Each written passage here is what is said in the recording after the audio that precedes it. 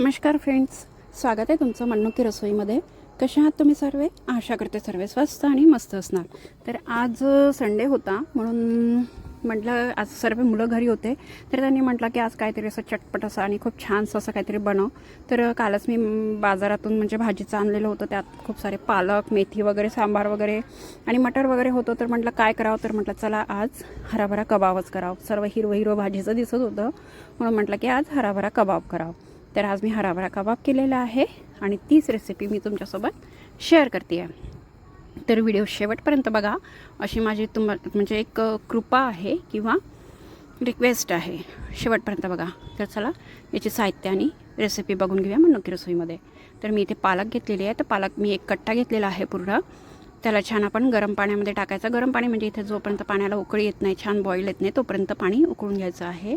आणि इथे मी एक कट्टा पूर्ण पालक टाकलेली आहे. त्यानंतर एक वाटी भरून मेथी टाकलेली आहे. नक्कीच टाका तुम्ही मेथी, खूप छान असा फ्लेवर येतं.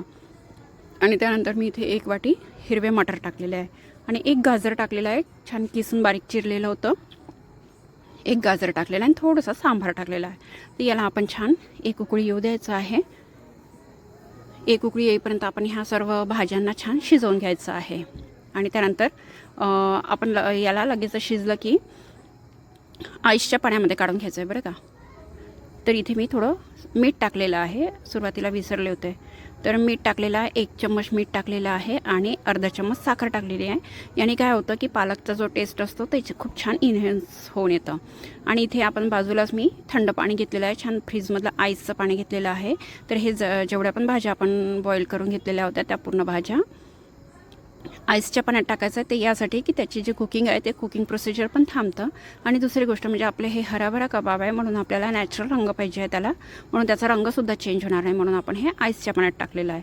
आणि लगेच असते मग ते एका चाळणीमध्ये काढून घ्यायचं आहे, जेणेकरून त्याचं जे पाणी आहे ते पूर्ण पाणी निथळून जाईल. तर व्हिडिओमध्ये दाखवल्याप्रमाणे एक चाळणीमध्ये मी परत पूर्ण काढून घेतलेलं आहे. त्यानंतर हे थोडं हलकंसं थंड होऊ दिलं आणि त्याचं पाणी पण तोपर्यंत निथळून गेलेलं आहे.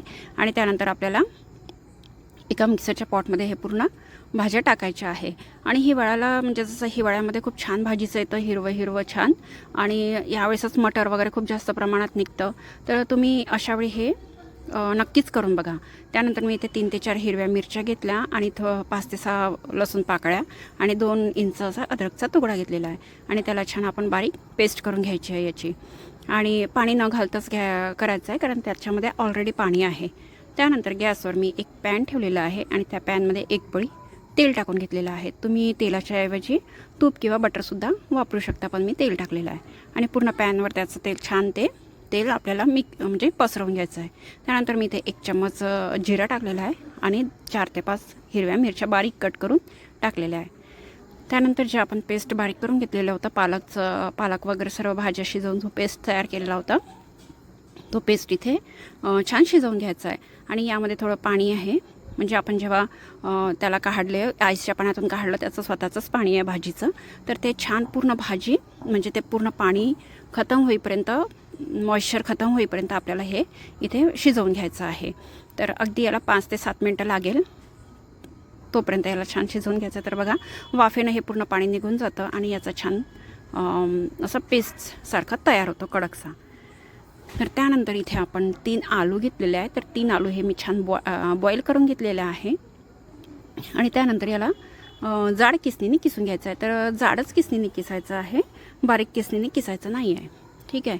त्यानंतर बघू शकता या प्रकारे आपल्याला पूर्ण आलूचं छान किस करून घ्यायचं आहे.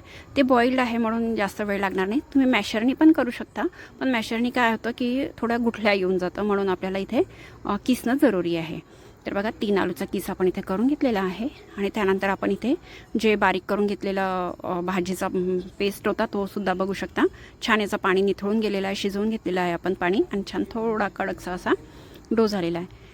त्यानंतर इथे मी याला बाइंडिंग देण्यासाठी कॉर्नफ्लोअर वापरलं आहे. तुम्ही इथे तांदळाचं पीठ किंवा बेसन पीठसुद्धा वापरू शकता, फक्त आपल्याला इथे बाइंडिंगसाठी गरज आहे. त्यानंतर आपण बेसिक मसाले टाकून घेऊया. 1 चम्मच मी तिखट टाकलेला आहे, कारण की आधीच आपण ते मिरची टाकलेली आहे म्हणून 1 चम्मच तिखट टाकलेला आहे. अर्धा चम्मच हळद टाकलेली आहे, 1 चम्मच धनिया पावडर, 1 चम्मच हे आमचूर पावडर आहे आणि 1 चम्मच मी गरम मसाला टाकलेला आहे. आणि मीठ आपल्या चवीनुसार टाकायचं आहे, कारण ऑलरेडी आपण मीठ वापरलेलं आहे म्हणून मीठ थोडं सांभाळून टाकायचं. त्यानंतर 1 चम्मच मी इथे तीळ टाकलेले आहे. तीळ पांढरे तीळ आहे, त्यामध्ये तुम्हाला माहितीच आहे की किती छान म्हणजे याचे बेनिफिट्स आहे. कॅल्शियमने वगैरे भरपूर आहे. पालकमध्ये पण सर्व जे पण आपण इथे वापरलेलं आहे त्यामध्ये भरपूर असे पौष्टिक गुण आहे. तर नक्कीच तुम्हीसुद्धा बनवा या हिवाळ्यामध्ये. छान हिरवं हिरवं भाजीचं आलेलं आहे आणि असे सर्व काही डिश जे आहे बनवण्याची मजा फक्त हिवाळ्यातच येत असतं.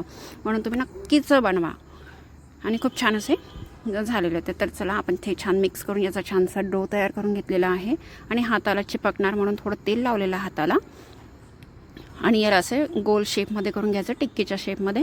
आणि इथे डेकोरेशनसाठी थोडं मी काजू लावलेलं आहे. तुम्ही शेंगदाणा किंवा तीळमध्ये सुद्धा करू शकता आणि तुम्ही तुमच्या ओवेल वगैरे शेपमध्ये पण करता. तुम्ही तुमच्या आवडीनुसार तुम्ही याला शेप देऊ शकता. आणि तुम्ही हे जे हराभरा कबाब आहे तुम्ही शेलो फ्रायसुद्धा करू शकता. तर मी इथे डीप फ्राय केलेलं आहे. तर या प्रकारे आपल्याला एक एक करून पूर्ण तळून घ्यायचे आहे छान. आणि एक काय लक्षात ठेवायचं, हे लवकरच शिजतात कारण ऑलरेडी आपण पूर्ण भाज्या शिजवलेल्या आहे. तर लवकर शिजतात म्हणून याला पटापट पलटवायचं, नाही तर मग टाकून द्यायला आणि तेलामध्ये तळासाठी टाकला आणि आपण इकडे तिकडे कामात लागलं असं करायचं नाही, कारण ते जळून जातील. म्हणून इथे छान लगेचच आपल्याला पलटवायचं आहे आणि वरखाली छान शिजवून घ्यायचं आहे. ते बघा खरपूस रंग येईपर्यंत छान शिजवायचं आहे. तर या प्रकारे. आणि जसं आपल्या घरी माहिती आहे छोट्या म्हणजे आपल्या मुलांचा बर्थडे वगैरे येतो किंवा कुठली किटी पार्टी म्हणा किंवा आपल्या फ्रेंड्स आलेले आहे, कोणी गेस्ट आलेले आहे, तर नक्कीच तुम्ही बनवा. हे सर्वांना खूप आवडतील आणि युनिक पीस होते कधी असं नाही का. तर मी हे संध्याकाळच्या टी टाईमला बनवलेलं आहे, संध्याकाळच्या नाश्त्यामध्ये बनवलेलं आहे. तर म्हटलं चला तुमच्यासोबत पण ही रेसिपी शेअर करा. आणि जर का तुम्ही माझ्या चॅनलला अजूनपर्यंत सबस्क्राईब केलं नसेल तर प्लीज लवकर सबस्क्राईब करा आणि बेल आयकन दाबायलासुद्धा विसरू नका. तर चला त्याच्यासोबत आपण चटणीशिवाय कसं होणार हे, तर मी त्यासाठी चटणीसुद्धा बनवलेली आहे. तर त्याची सुद्धा तुम्हाला रेसिपी सांगते. तर मी इथे सांबार घेतलेला आहे आणि त्यानंतर मी इथे 5 ते 6 अद्रक लसूण म्हणजे अद्रकचे तुकडे आणि लसूणच्या पाकळ्या टाकलेल्या आहे. थोडं जिरं टाकलेलं आहे आणि त्यानंतर इथे दही टाकायचं आहे, पण माझ्याकडे दही नव्हतं म्हणून आता मी इथे निंबू टाकलेलं आहे. आणि त्यानंतर मी इथे थोडं काजू टाकलेलं आहे. काजूमुळे याची टेक्स्चर खूप छान येतं, सॉफ्ट असं म्हणजे येतं. त्यानंतर चवीनुसार मीठ टाकलेलं आहे आणि त्यानंतर याला थोडंसं पाणी टाकलेलं आहे, कारण की पिसायला पाहिजे, छान पेस्ट व्हायला पाहिजे बारीक, म्हणून थोडं पाणी टाकलेलं आहे.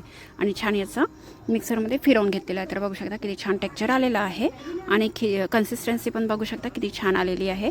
तर काजू टाकल्यामुळे हे छान असं प्लेन झालेलं आहे एकदम. तर मी एकीकडे चहासुद्धा ठेवलेला होता, संध्याकाळची वेळ आहे म्हणून मी चहासुद्धा ठेवला आणि चहासोबत सर्वांना सर्व केलेलं होतं. तर चला आपण आता याची प्लेटिंगसुद्धा काढून घेऊया. तर बघा किती सुंदर याची रंग, नॅचरल रंग आहे, कुठल्याही प्रकारचा रंग वगैरे आपण टाकला नाही, पूर्ण रंग आपला नॅचरल आहे. तर चला प्लेटिंग करून घेऊया आपण. तर एक हराभरा कबाब बघू शकता तुम्ही, रंग पण किती छान आलेला आहे, ते किती छान खरपूस पण झालेले आहे आणि दिसायला पण किती सुंदर झालेले आहे. तर अशीच मस्त संध्याकाळचं चहाची मजा घेतलेली आहे हराभरा कबाबसोबत. आणि तुम्ही पण आज संडे कसा पद्धतीनं एन्जॉय केला तर नक्कीच सांगा. तर असा होता आपला हा आजचा व्हिडिओ. आशा करते तुम्हाला आवडला असेल आणि अशाच मस्त रेसिपीजसाठी आणि व्हिडिओसाठी बनवून राहा मनमुखी रसोईमध्ये. सबस्क्राईब आणि बेल आयकन दाबायला बिलकुल विसरू नका आणि नवीन व्हिडिओ येत राहील त्यासाठी बेल आयकन दाबा, म्हणजे तुम्हाला नोटिफिकेशन त्याचे येऊन जाईल. आणि माझा व्हिडिओ तुम्हाला आवडत असेल तर लाईक करा आणि आपल्या मित्रमैत्रिणीमध्ये, आपल्या परिवारामध्ये नक्कीच शेअर करा. तर चला मी तुम्हाला इथे एक कबाब तोडून दाखवते. तर बघा आतमधून सुद्धा याचं टेक्स्चर किती छान आलेलं आहे आणि हे छान आपल्या चटणीसोबत डीप करून एन्जॉय करायचं आहे. आणि असा होता आपला आजचा व्हिडिओ. तर अशाच व्हिडिओसाठी बनवून राहा मनमुखी रसोईमध्ये आणि भेटत राहूया. मस्त खात राहा, स्वस्त राहा, मस्त राहा. Take care, bye bye.